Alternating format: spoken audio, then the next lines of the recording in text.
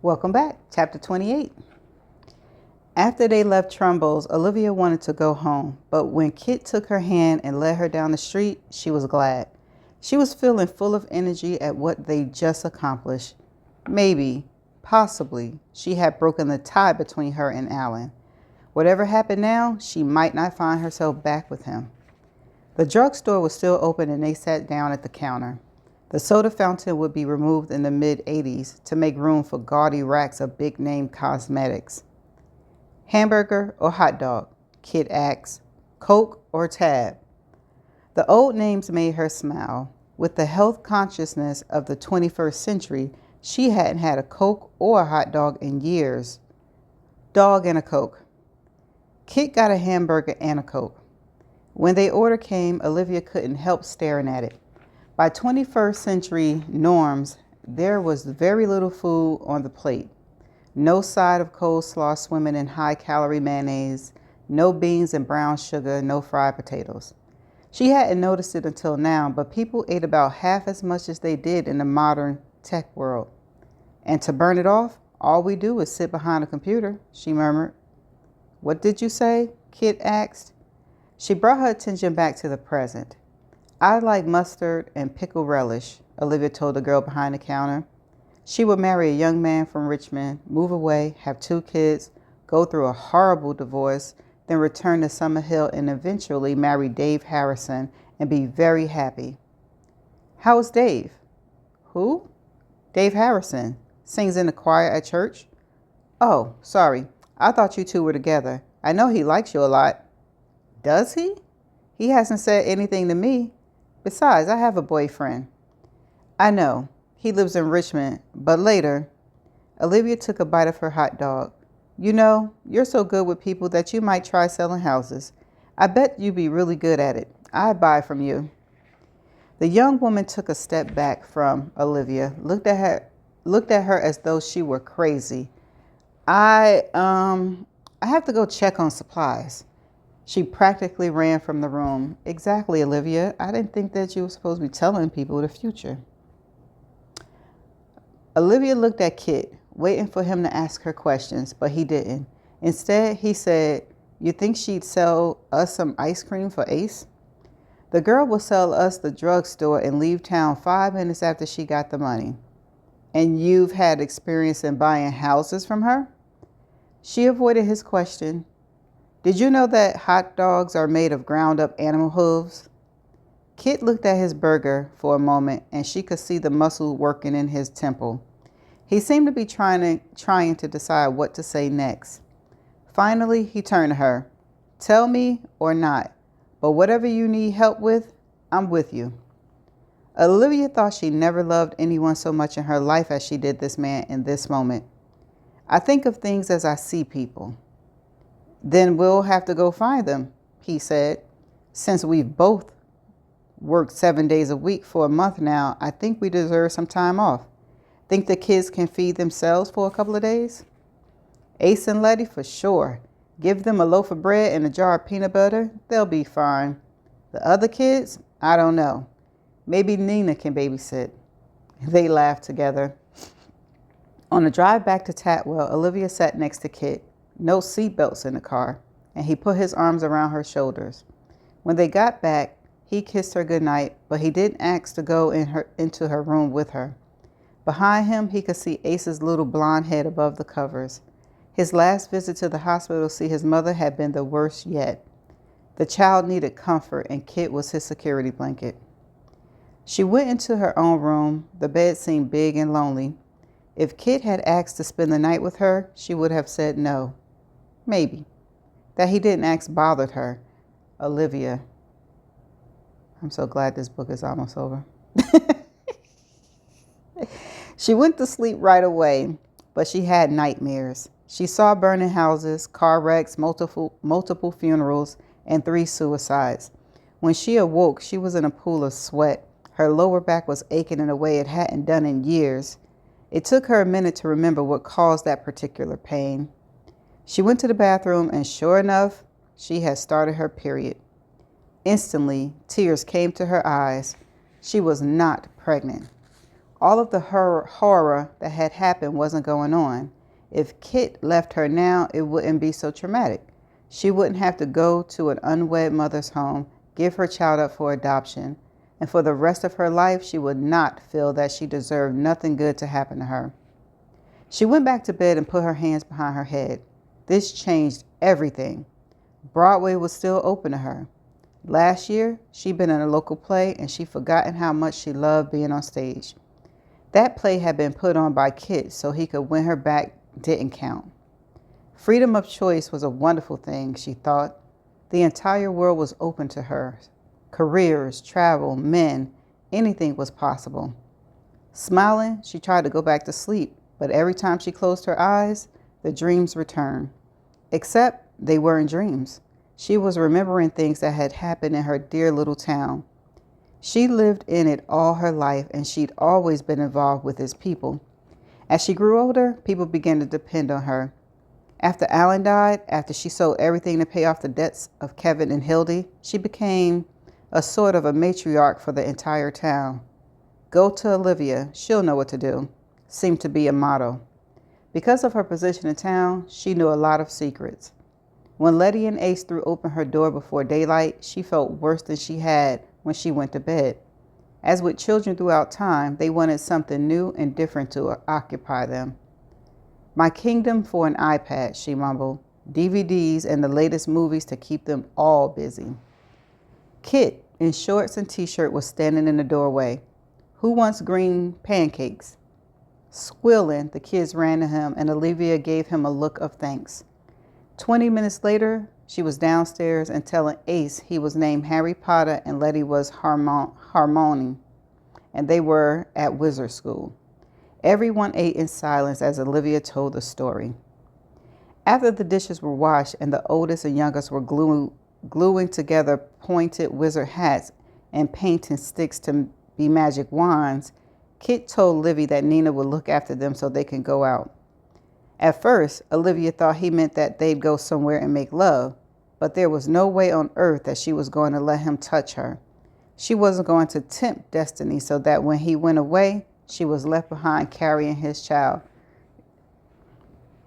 As for the marriage, if she wasn't expecting a baby, there was no need to rush into that. Maybe she would go to Broadway and try it again. She'd see Kit when he returned. He saw the way she pulled away from him. He didn't comment, but she felt him stiffen. You said it helped with what you need to do if you see people. I thought we'd go to town and look. Yes, thank you, she said formally.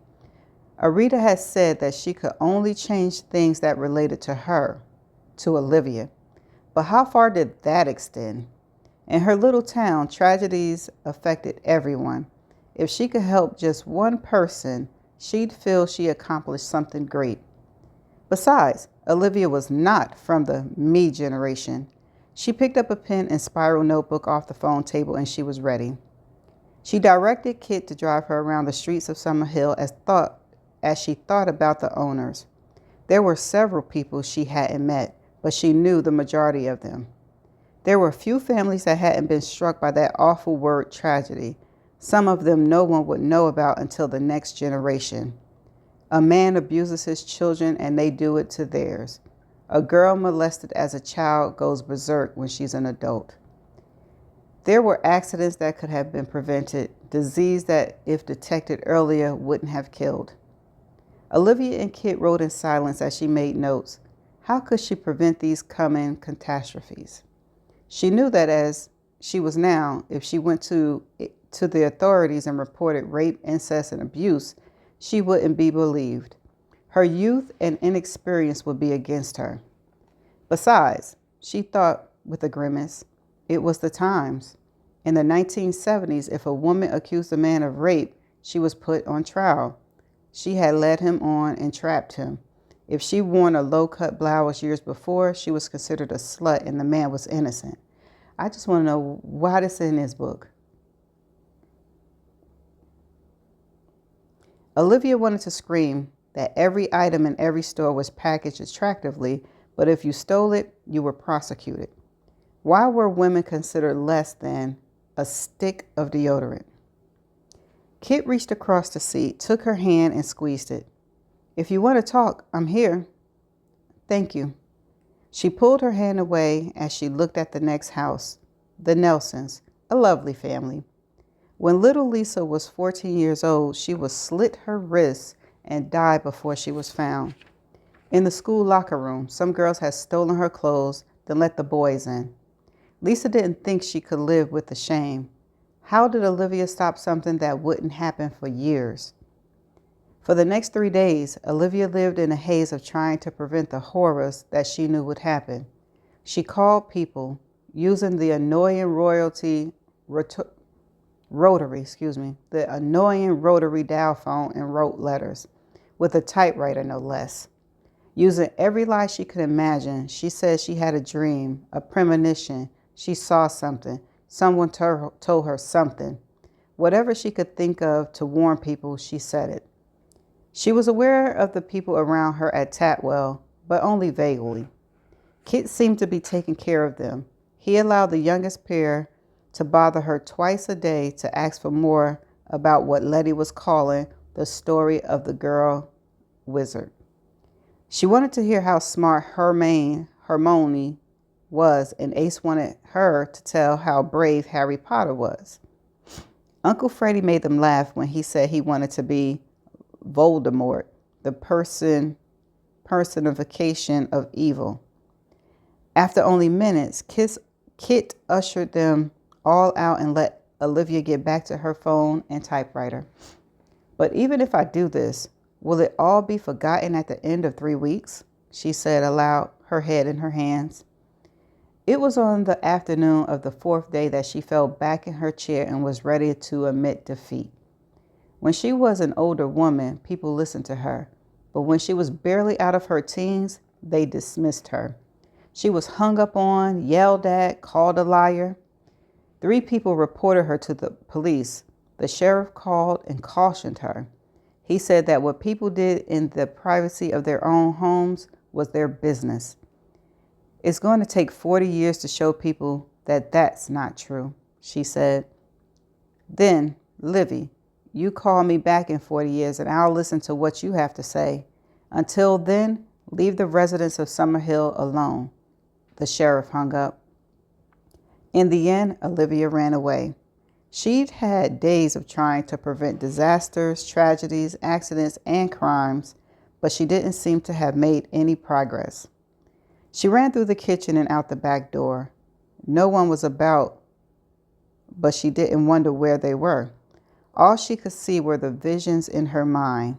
Funerals, mothers crying, fathers in a rage, people in handcuffs, neglected children, abused children. She often told people of the peacefulness of their dear little town, of the almost non-existent crime. But over the years, many things had happened. When she looked back over the long expanse, there were times between the bad. Years would go by and nothing bad would happen. But now she saw it all. A lifetime of preventable misery was screaming through her mind. But she couldn't do anything about it. The feeling of helplessness was sucking the energy out of her. She ran through the garden and stopped at the big magnolia tree. Why had she been sent back in time if she had no power to change anything? Forget the big horrors, the wars and bombing. She couldn't even prevent the suicide of a girl who was going to be bullied at school. Closing her eyes, she leaned back against the old tree. Last year, she ridden in a little red truck with her friend Casey past this tree. Olivia had told how Alan had lied and cheated and how he'd taken away the business that Olivia had built. Casey was the wife of Tate, who was going to be the son of 5-year-old Letty. Olivia had talked to people who didn't yet exist. When she opened her eyes, Kit was standing there, a garden hoe over his shoulders. As always, he had on next to nothing. But she didn't feel lust for his beautiful body. What she felt was anger. All of this was his fault. Her life with Alan was because Kit had left her alone and pregnant. He didn't know. She had come back in time with an idea of having a life with Christopher Montgomery, but she wasn't pregnant, so there was no need to have to spend her life with him. She was utterly and totally free. She knew that what she was feeling, all her anger and frustration, was on her face. When Kit first saw her standing there, he smiled, but one look at her glower and he put on what Olivia called his diplomatic face. It was a mask he hid behind so no one would know what he was thinking, but Olivia did. Today, the mask covered his extreme disapproval. Let me know when Olivia is back. It was the voice he someday used with trumped up dignitaries who he wanted to put in their place. Olivia broke. Like a glass vial full of some nasty, smoky green poison, she snapped. She didn't say a word, just ran at him with all her force. Surprised, Kit tossed the hoe to the side and caught her just as her head hit his torso. He grunted as she nearly knocked the breath out of him. It's all your fault. Yelling, she began hitting him with her fists on his bare chest.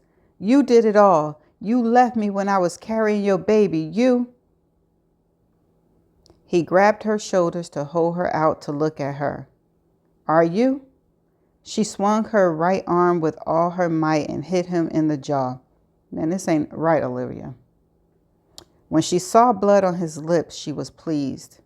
She crazy. She certainly shed enough blood for him. This morning, I found out that I'm not, but I was back in 1970 and I was alone. You saw me at the theater in New York, but you said nothing. I had to go away to Florida to have our baby.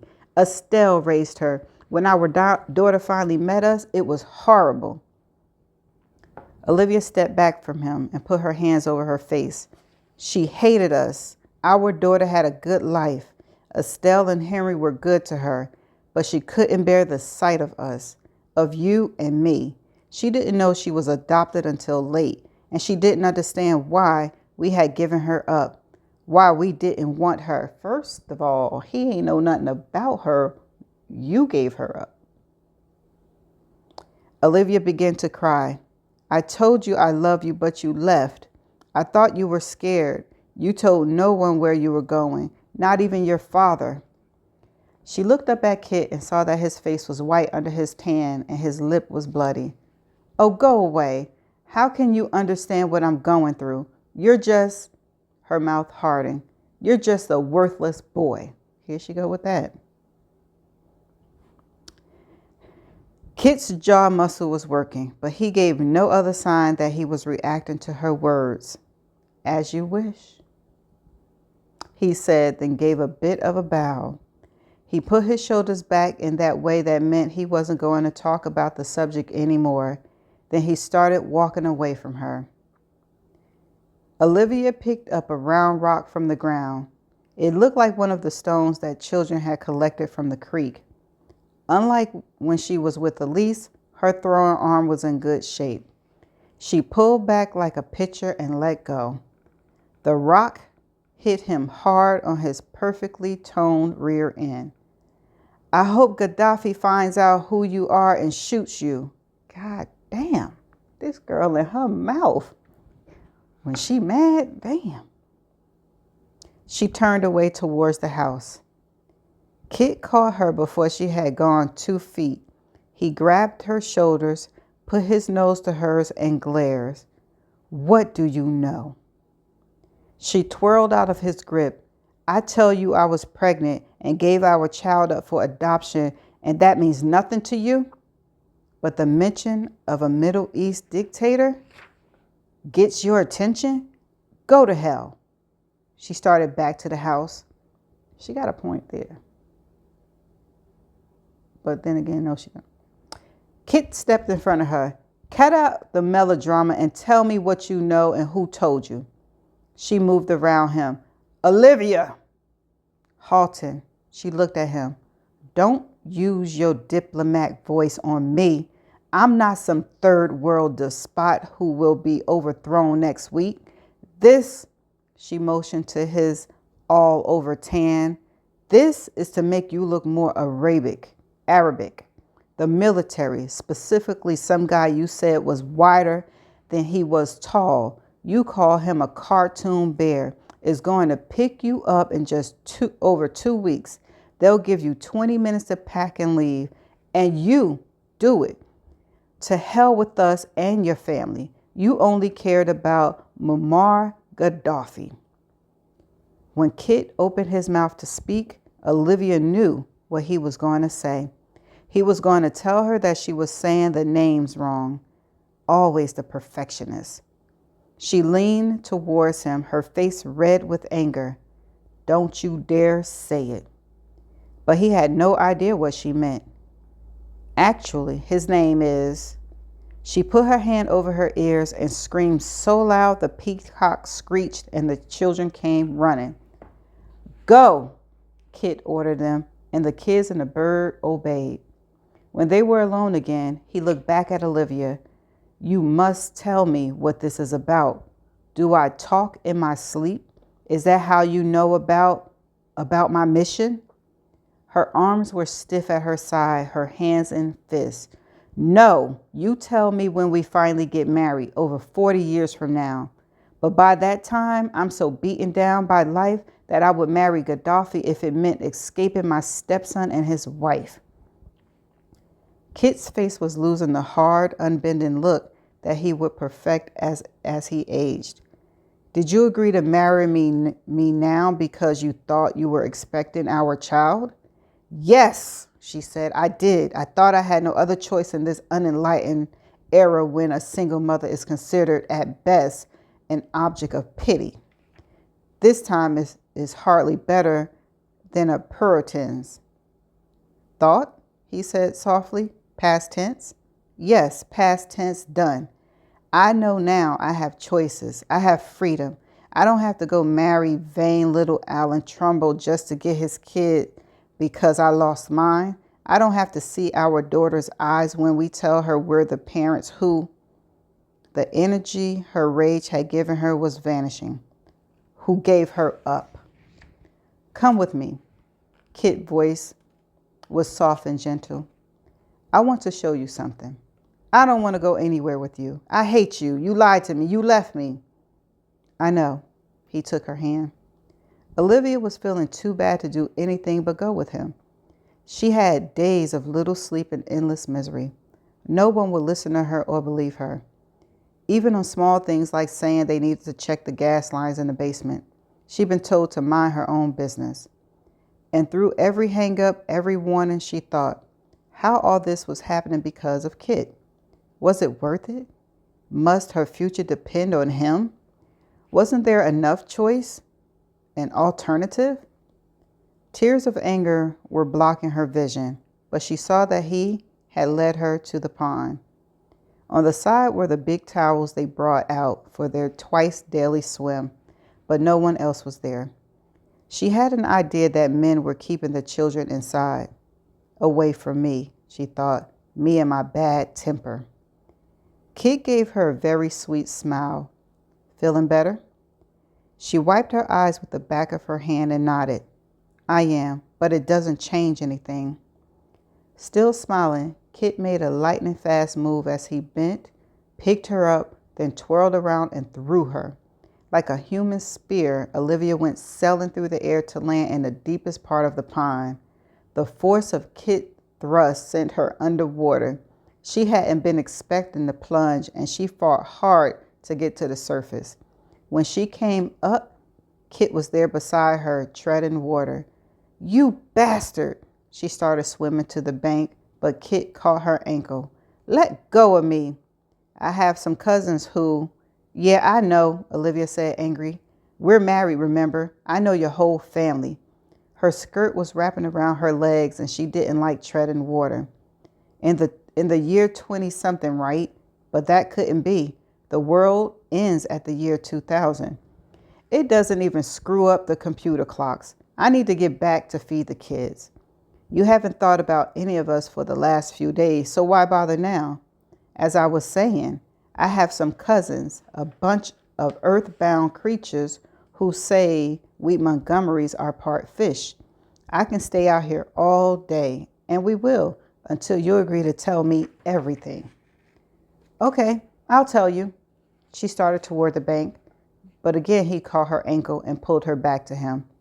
She closed her lips tight and didn't speak. At first, I didn't mind it when you called me a worthless boy. I knew you were overwhelmed with lust for me, so I was no such thing. It's all right, as the feelings were mutual. I figured you'd come around eventually. Ha! He went underwater and came up on the other side of her. You did come around and around. He paddled in a circle surrounding her, and around and around. Okay. Some of her anger was leaving her. The sex was good, I admit it. But there's more to being together than sex. Trust, honesty, sharing things. She glared at him. Like you told me what you were doing for your country. You know what you told me?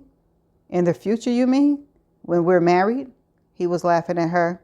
Yes, then. You said you were an idiot for thinking that your country was more important than I was. Kit stopped paddling and he lost that smirky expression. Olivia smiled. Sounds like you, doesn't it?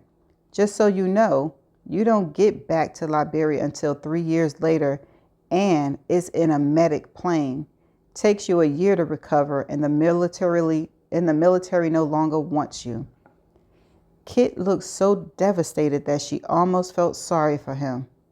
Almost. She swam to the bank, got out, and grabbed a towel. I want to hear it all, he said from behind her. You won't listen. No one does. In the last few days, I've concocted more lies than I have in my whole life. I was trying to save lives, except that it was all a lie. She sat down on the ground, the towel around her shoulders, and looked out at the water. When she spoke, her voice was quiet. You and I were so polite to each other. We made a pact to never talk about all the bad we've been through, all that we missed by being apart. When was this? Kit sat beside her and began rubbing her back with a towel. After we were married. By then, you were so famous and... Please, no, he said. Not like George and Amel famous, but... When he looked confused, she waved her hand. You're famous inside the political world. You solve problems for whole countries. It's just that you couldn't solve your own. You greatly dislike your first wife. Rowan said... She didn't finish. He stopped rubbing. I married someone other than you? The disbelief in his voice was so honest that she looked at him. His lips was bleeding again. After Libya, you came here to Summerhill. You saw me, but you thought I was married and had had another man's child. Your pride didn't allow you to ask anyone in town the truth. But, she looked back at the pond, but then I still hated you for leaving me. I'm sure that if you had shown up, I would have pushed a refrigerator over on you. I would never leave you, he said. If they came to get me, I'd let you know where I was. You did, sort of. You left a note and the ring in the well house, but I didn't see them. I couldn't bear to go back there. Kit put his arms around Olivia and pulled her head onto his shoulders. I want to hear it all, from the beginning, every word. What happened the day they came to get me?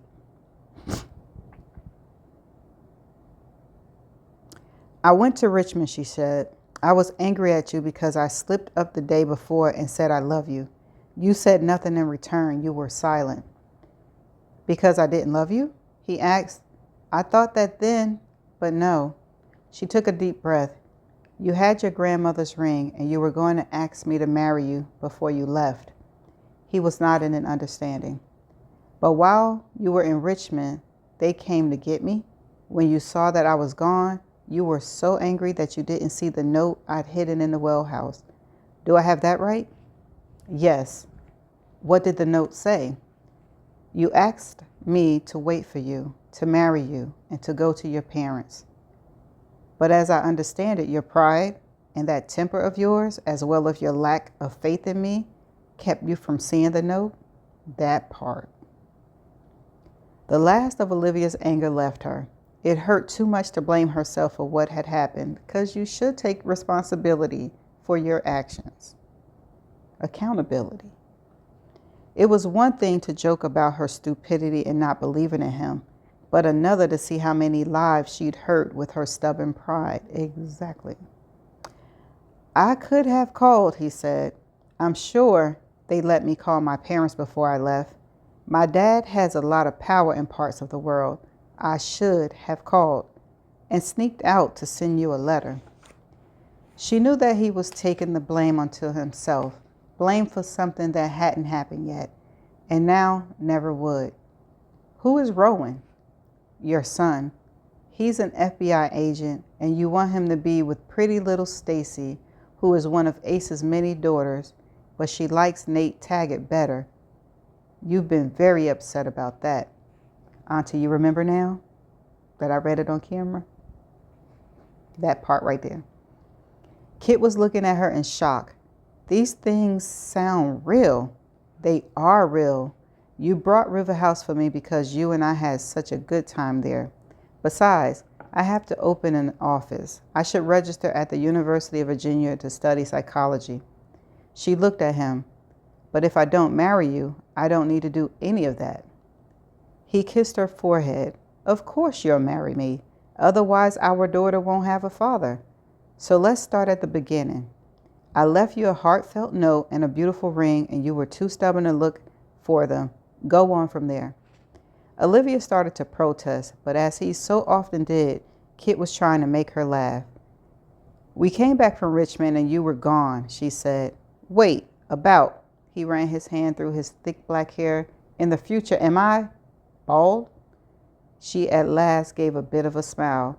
Your hair is as thick as it is now, and it's a magnificent shade of silver gray. You are always and forever a beautiful man. To you, or the rest of the world? To me. Other women find you repulsive.